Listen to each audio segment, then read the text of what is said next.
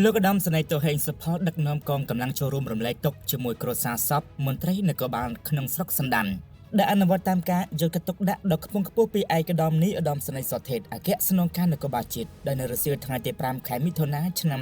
2026 នេះវត្តមានរបស់លោកឧត្តមសេនីយ៍ តូហេង សុផុល ដែលជាស្នងការនគរបាលខេត្តកំពង់ធំលោកបានអញ្ជើញដឹកនាំកងកម្លាំងចូលរួមរំលែកទុក្ខនិងគោរពវិញ្ញាណក្ខន្ធសពរបស់មន្ត្រីនគរបាលជាតិនៃអធិការដ្ឋាននគរបាលស្រុកសណ្ដាននោះគឺលោកអនុសេនីយ៍ ឯក អ៊ុង ធរិតដែលជានាយរងប៉ុស្តិ៍នគរបាលរដ្ឋបាលសណ្ដានដែលលោកបានទទួលមរណភាពកាលពីថ្ងៃទី4 ខែមិថុនា ឆ្នាំ 2024 កន្លងទៅនៅក្នុងវេលាម៉ោង 21:40 នាទីក្នុងជន្មាយុ 55 ឆ្នាំដោយសារគ្រោះថ្នាក់ចរាចរណ៍ហើយសពត្រូវបានក្រុមគ្រួសាររៀបចំធ្វើបុណ្យទៅតាមប្រពៃណីទំនៀមទម្លាប់នៅក្នុងគេហដ្ឋានសពនៅក្នុងភូមិទឹកម្លៀងឃុំសណ្ដានស្រុកសណ្ដានខេត្តកំពង់ធំស្ថិតនៅក្នុងវេលាដ៏សែនក្រៀមក្រំមួយនេះលោកឧត្តមសេនីយ៍ តូហេង សុផុល ដែលជាស្នងការនគរបាលខេត្តលោកបានពំនាំនៅប្រសាសន៍ផ្ដាំផ្ញើពីសំណាក់ឯកឧត្តមអភិសន្តិបណ្ឌិត ស សុខាឧបនាយករដ្ឋមន្ត្រីក្រសួងមហាផ្ទៃឯកឧត្តមនាយឧត្តមសេនីយ៍ សុថេត អគ្គស្នងការនគរបាលជាតិនិងឯកឧត្តមនួន ផារ៉ុត អភិបាលខេត្តកំពង់ធំសូមចូលរួមរំលែកទុក្ខជាមួយទៅនឹងក្រុមគ្រួសារសពដែលមានការសោកស្ដាយយ៉ាងក្រៃលែងជាទីបំផុត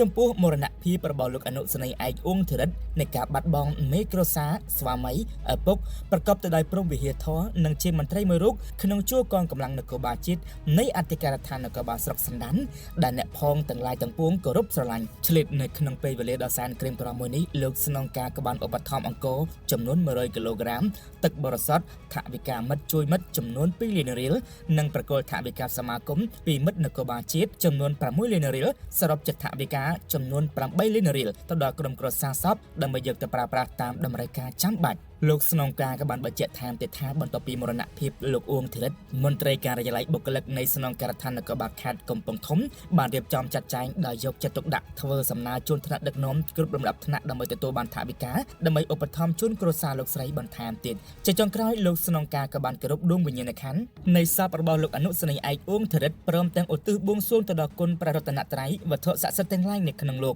សូមជួយដឹកនាំដួងវិញ្ញាណក្ខន្ធរបស់លោកអ៊ុង ធរិតបានទៅកាន់សុគតិភពកំបីអខានឡើយ